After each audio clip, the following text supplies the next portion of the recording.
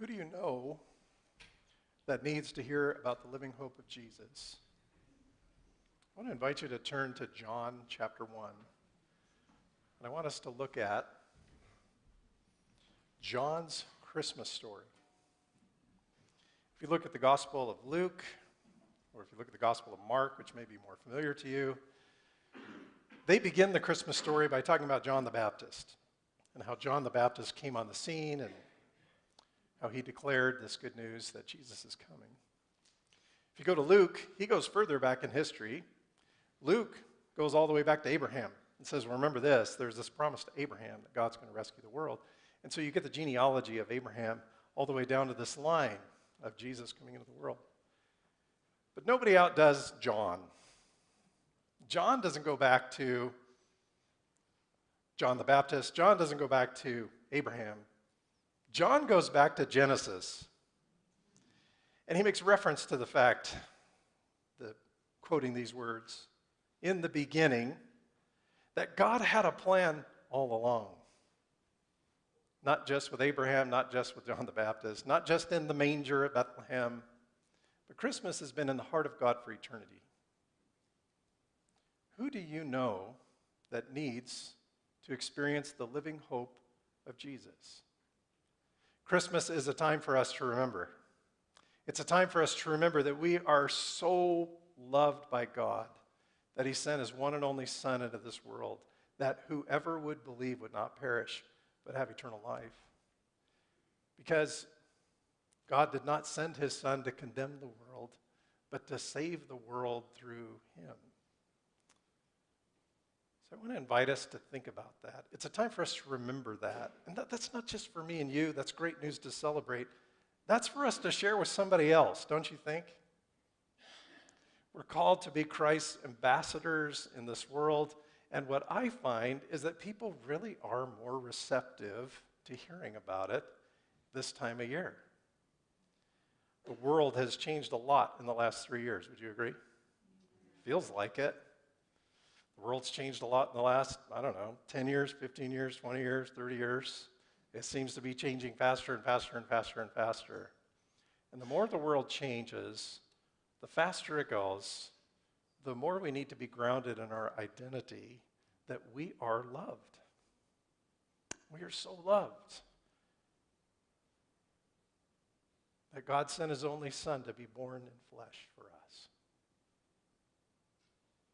There are so many people around us that are just dizzy and disoriented by this world that need to hear the hope that lives inside of you and me. Don't you agree? I want to invite you to think about that. Maybe on your notes or something, you could just write a name or two of someone who needs the hope of Christ. And perhaps as we read Scripture, as we think about and unpack what the Scripture says to us about Jesus coming into the world, you could just offer a prayer the whole time for this person. Jesus, help me to show your love to somebody. Would you stand with me as you're able? And I'm going to read from John chapter 1, this amazing news. In the beginning, do you recognize that? That's Genesis. In the beginning was the Word, and the Word was with God, and the Word was God. He was with God in the beginning.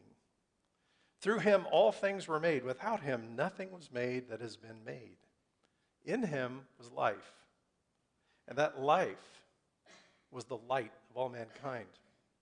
The light shines in the darkness, and the darkness has not overcome it.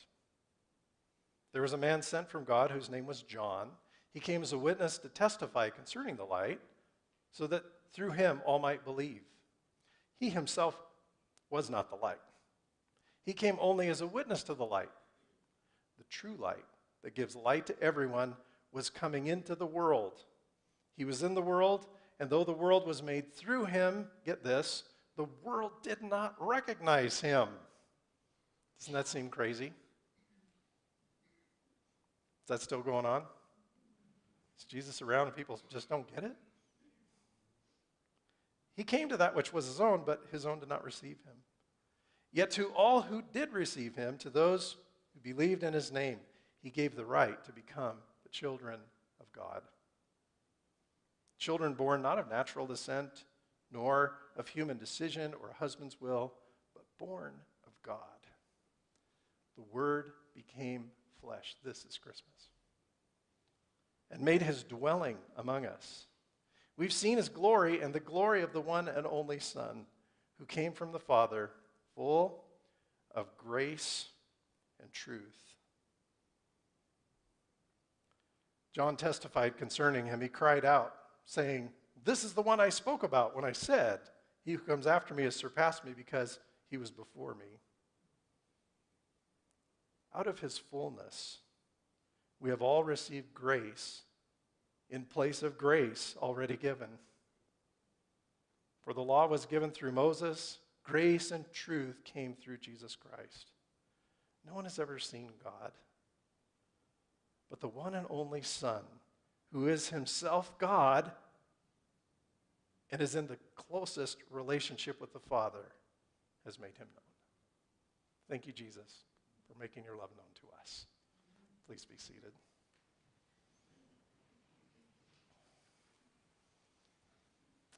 One of the countries that some of us got to visit a couple weeks ago was the Hashemite kingdom of Jordan. And I read an interesting story about the king of Jordan. Did you know the kingdom still exists in the world? On several occasions, King Abdullah II of Jordan has disguised himself and mingled with his subjects. This is present day. He does this, I'm reading, to better understand and serve his people. You know, kind of like the TV show, The Undercover Boss. Are you familiar with what happens on that show? Abdullah is known to take on the character of an ordinary older Arab man. He's appeared in public with a fake white beard, wearing the traditional Jordanian head covering. Can you picture it? It's like the white and red checkers. And an Arabic white dress. I mean, in some cultures, it's just easier to go undercover. Are you with me? In this disguise, the king has walked around without security and has not been noticed. Once he stood in line in a market, listening to people expressing their points of view. Another time, he drove around Amman in a taxi cab. That would be eye-opening for him, I'm sure. Once he passed himself off as a television reporter. And this wild story, which is true, it's well documented, makes me think about God dwelling among his people in the flesh. And even though he dwelt among us, the King of Kings and the Lord of Lords and the creator of all things, we didn't recognize him. And we didn't, by and large, honor him for who he is. You know, as Christians, we want to do that, don't we? We want to do that at Christmas. We don't want to just go through the motions of what the world does and culture does with the celebration of some winter carnival. We want to worship Jesus. We want to recognize that Christ came to this world to reveal the Father to us. In the Message translation of John 1:14, it says that Jesus came into the neighborhood. Do you like that? I want to point out an interesting word that's here in this passage. It's the word for tabernacle, and in the Greek, it's eskenosin. It's an interesting word. It's the word that's translated in English as he dwelled among us, or made his dwelling among us. Actually, there's one translation that says he tabernacled among us. And I think that's most accurate if you have an Old Testament mindset or any background at all in the Jewish faith, because this is a word that's derived from the Hebrew for the word tabernacle. And as I've been thinking about the Christmas story, and naturally, I've been reflecting on our travels and the things that we experienced, this verse just jumps out at me this Christmas. That God showed his glory to us by tabernacling, like an undercover boss, among us. He pitched a tent of flesh, and he walked among us, and he lived among us. One of the experiences that we got to have as we were gone. I promised that I'd share some things with you about our experience, is that we visited a tabernacle recreation in southern Israel. You have to go a long ways out of your way to get there. Our first group didn't go there. Just know that it was 2.5 hours one way and 2.5 hours the next through really what is the northeast corner of the Sahara Desert. There is nothing out there. The guy tried to find things to say for 2.5 hours. And I think the most interesting thing he said, that parts of this region are known to get an average of 0 inches of rain a year. There's not much out there, but there is this tabernacle. And it's a recreation. It's put together by Christians. It's an international ministry. There are people who come and volunteer here to show tourists like us what the real tabernacle must have been like.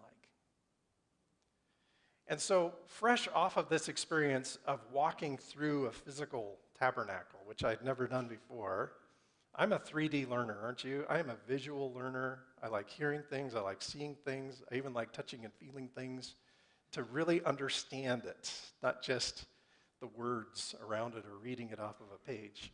But walking into a recreation of a tabernacle was really helpful to me to get a perspective of how big this thing was and what it really must have been like to worship God in this desert and in this place. So I was thinking about this word tabernacle, literally, and I want to point out some ways, some comparisons that I think we could easily make that help us understand why Jesus came into the flesh. We can compare what he did in walking around in the tent of flesh to the tabernacle experience in the Old Testament. Here's one similarity. The tabernacle was intended to be a temporary dwelling place for God. When you think of the tabernacle, perhaps you think of the temple next. Those are two different things, if you know your Old Testament history. The tabernacle was started a year after they crossed the Red Sea while they were still in the desert. They still had a whole generation of laps to go in the desert. This tabernacle that they were instructed to build was portable. It was something that was temporary. It wasn't something that was intended to be in one place for all time. When the temple was built, that's a different story, am I right? The foundation with the stones and the cedars and all those things in the temple, that's more designed to be a permanent structure. In Jesus' first advent, he was, if you will, in the flesh, can you think of it this way, a temporary container of the glory of God. When he comes back, and this is what we really look forward to at Advent season, you and I, right? Because we know Jesus already came 2,000 years ago. We look forward to his second advent. We anticipate Jesus returning and establishing his permanent kingship over the universe. Are you with me? Temporary versus permanent. God took on something that is temporary among us. Here's another similarity.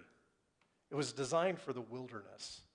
This is my picture out of the bus at the desert. And I could have taken 1,000 pictures that look just like that. And so many of our tour group, as they were going through this desert, and this happened with the Egypt and Jordan group too, because we were tracing part of the Exodus there as well. How did anybody survive? The pastor at Homedale was so skeptical. How could Moses have met God at the burning bush here? Because it says that he was taking care of his father-in-law's sheep or goats. How can an animal live out here? And just as he said that, there's a group of Bedouins out there herding goats. And so he literally asked the guy, what do they eat? And he says, don't you see those little shrubs everywhere? I guess I do. When you look for them, they're actually there. If you compare the glory of heaven and Jesus, who is rightfully King and God of everything, creator of all, and the majesty of what that involves, you know, as John had these revelations of Jesus on his throne, of all these creatures bowing down and praising him, honoring Jesus as holy, holy, holy, as the Lord God Almighty. I would just have to say that any luxury in this world, any place in this world, whether it's the Middle East or Oregon, it's got to feel like the desert.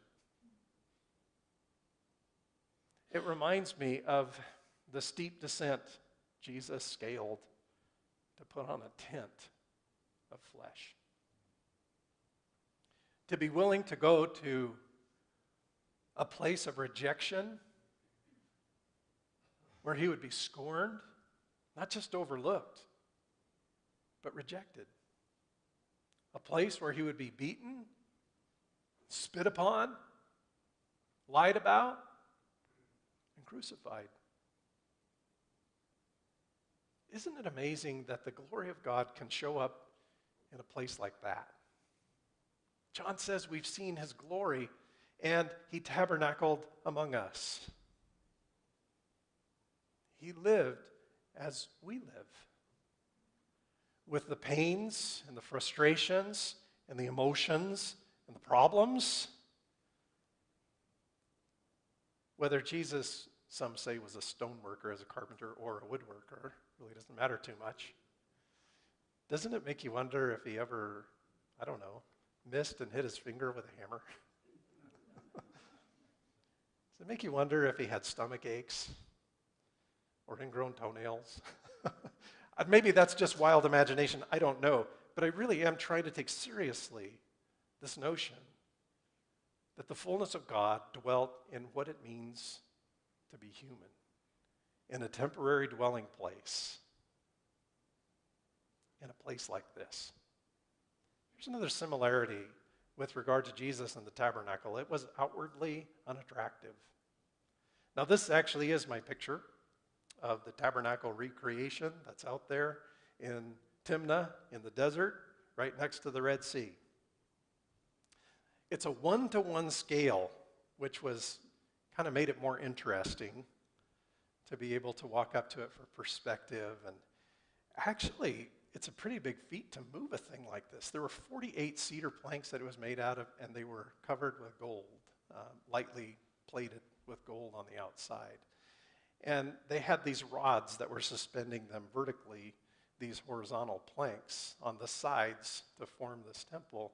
And you really get an idea, it took a lot of labor to move these things. And only the Levites could do it. There were only 3 families of the Levites that could do it, but it amounted to a lot of people that had to take this thing apart and keep moving through the desert as the pillar of fire and the pillar of cloud led them on and kept them moving and kept them going. But I will say this, compared to a temple, it doesn't look like much. Do you know what it looks like? It looks like a tent.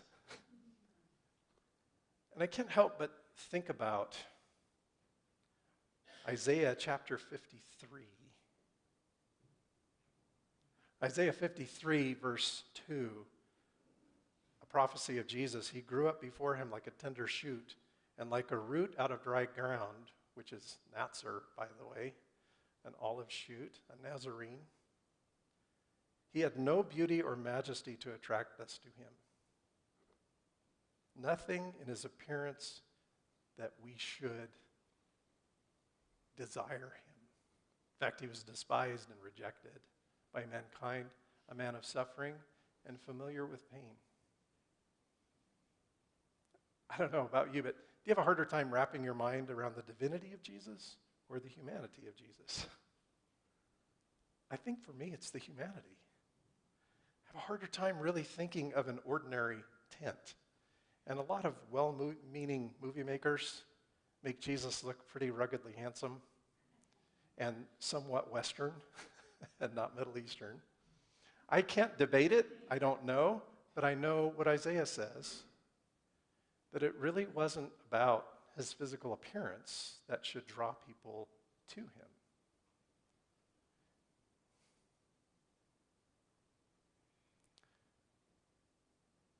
Cover your ears, exceptionally beautiful people. There's nobody.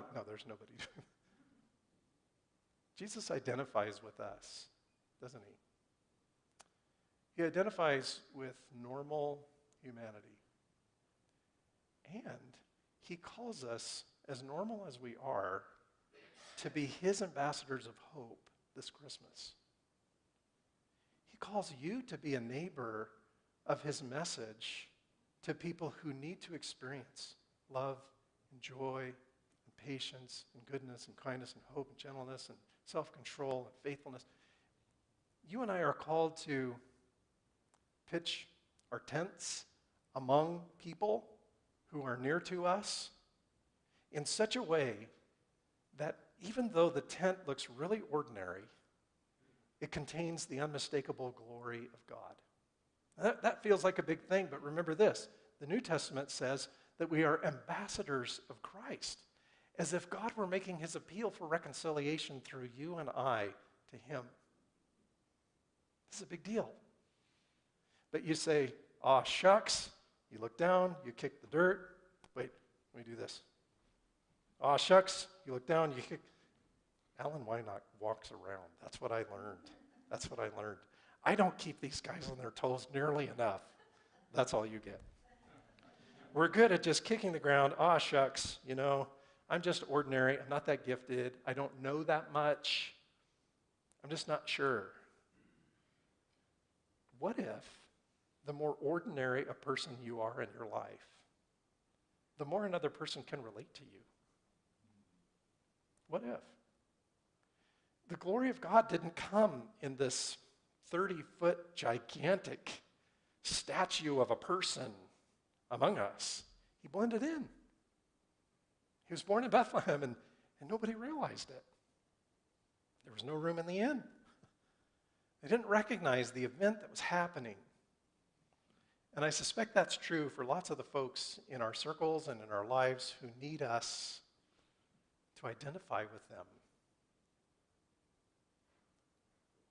I loved what Brocky shared a few weeks back with us about really learning to empathize with other people, didn't you?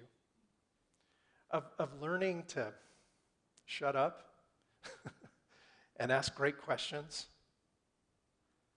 All of us have such a strong need to be heard and to be understood, and it's harder to put somebody else's sandals on and go into their life situation and really ask, how are you feeling?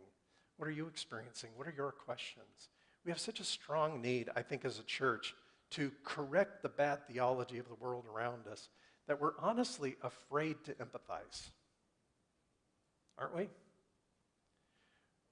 And that's tragic, because look what Jesus did. He put on flesh, which could be misunderstood. I get it. I'm not saying there isn't black and white truth. There is. But how do we convey that? We convey that through flesh and blood, which comes in all kinds of colors. Right? And we're called to get outside of ourselves and into somebody else's world. That's Jesus' pattern to us. That's what he did at Christmas, and that's what he calls you and I to do this Christmas. Sure, celebrate the great news. Jesus did that for me, and he did that so that I can be a blessing to others. Have you got some names on your page? Or some people in your life that just need to hear this? They need to have someone who cares about them enough to walk through their desert and to experience what they experience. And it's not about being flashy. It's not about being verbose. It's not about being educated necessarily. It's about love, isn't it? Isn't that what motivated the Father to send the Son into this world? That he loved us so much. Here's another way I think that the tabernacle imagery is so rich in terms of describing what Jesus did among us at Christmas. The tabernacle was the meeting place between God and people. This is us inside the tabernacle. It is a little bit flashier inside, isn't it? Kind of works, doesn't it? There is something on the inside that's worth seeing that we want to understand. And we're, of course, standing in the holy place, which we as non-priests would not be allowed to do. We were just glad that when we got there and drove all these miles that the curtain wasn't sewn shut and said, of course you can't go in there. guess they could have done that to us. The word would probably get out. People wouldn't make the 2.5-hour drive, I'm pretty sure. But there we are, standing there for perspective. And can you see the photobomb in there? Just over my shoulder, there's the high priest. I mean, this guy's like a couple thousand years old. He looks really good. But he's standing right there beside me. Only the high priest was allowed to go into the next level.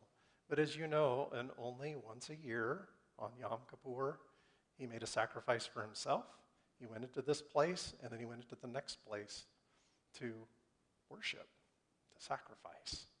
Well, by the way, it's really a bummer to meet people who grow up with Jewish traditions and customs and understand things differently than we do, because they debunk a lot of the myths of the American church. This is just for free. You can put your pen down. There's a rumor out there that the high priest would have a rope tied around his ankle to go in. And it makes sense, because if he died, nobody's going to go in there and get him. It's a great story. He said, not a chance. Not a chance. He said he was only in there a few seconds. That's it. And I thought, wow, that really heightens the reverence, actually. And he didn't wear the costume with the bells on, the colors. On Yom Kippur, he wore white. He was contrite. He was humble. So that's for free. I'm sorry that it messes with stories that you've heard in Sunday school for years, including from me. Not true. Well, according to them. You could take it up with them. But it's a meeting place between God and people, and that's serious business, right? It's a meeting place. What if God has sent you as a portable unit out there in the world? Not that they have to come to the temple here to find it, but you go out to them in a tent, in your life, in the work that you accomplish, in the relationships that you have, or as Teresa said, our neighbors. I met 3 or 4 of my neighbors yesterday hanging Christmas lights. I loved it. What if God sends us out to be that message to other people? A meeting place between them and God. Are we waiting for them to pick up a Bible and figure it out on their own and show up here at church? Or are we going out to bring the message out there? That's what we're called to do. Here's one more. Another similarity between Jesus and the tabernacle is that the tabernacle is where sacrifice was made. Maybe this is the most important point. Jesus' flesh came into this world to be broken, to be pierced, to bleed.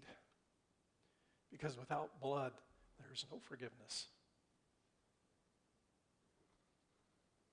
In front of that tabernacle, you see it, here's another angle of it, is a ramp. And there was a fire in that box, a fire that offerings could be placed upon and burnt. And so as you read in Leviticus about the long lobe of the liver and all these gizzards and stuff that needs to be burnt up and taken care of, that's where it happened. Again, I'm visual. And seeing what it actually would look like and seeing all that just really helps me. They had to bring sacrifices for themselves before they could go into the temple.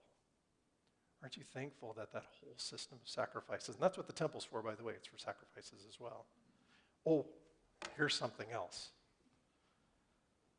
I had never really thought about this before, but in the Bible, there are really specific instructions about how to build the tabernacle.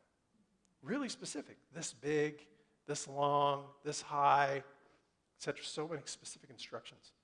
Did you know there are no such instructions for the temple? Look for it. You won't find it. The temple, after all, was the idea of one of their kings. That's where it initiated. Yes, God authorized it afterwards by saying, no, you can't build it, your son will, but there it is. And there's no specific mention of how the temple ought to be built. There are no dimensions, there's nothing else. And then the author of Hebrews, this is for free too, the author of Hebrews, who talks about this worship place in heaven, compares what happens for eternity in heaven with our worshiping Christ with the tabernacle, not the temple. You ever notice that? It's so Quaker. We're so simple in the way we don't adorn things. It's interesting, isn't it? It helps us not miss the main point, that Jesus is our sacrifice. and that you and I are called in a similar way to follow in his footsteps and literally lay down our lives for this hope that Jesus extends to others.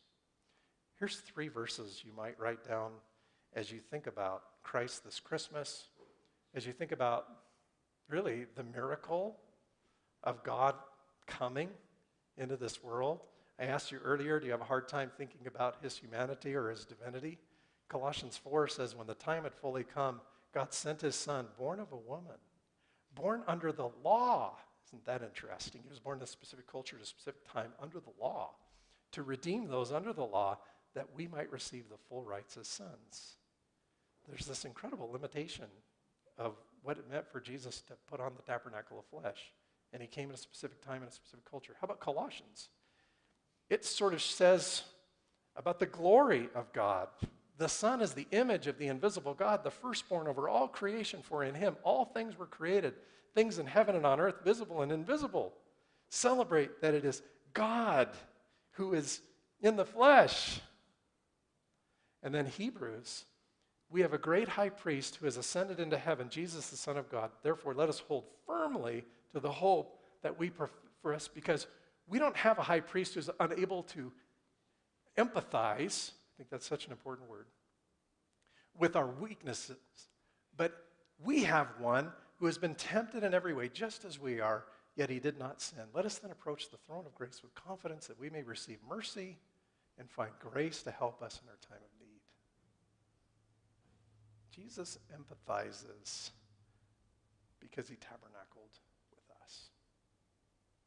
I want to leave us for a few minutes of reflection and silence.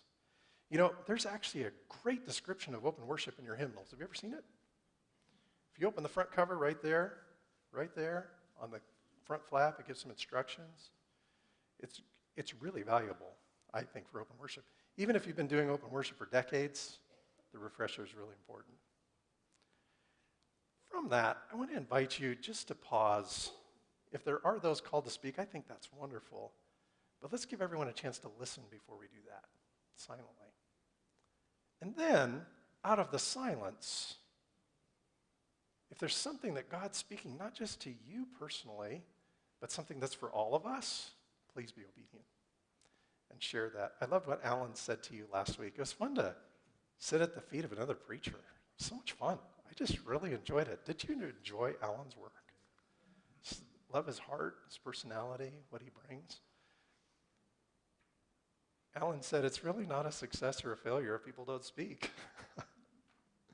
It's only a success if we're hearing God speak. So let's tune our hearts to his presence, listen for him to speak to us personally and individually, and we'll close this time when we think we're done.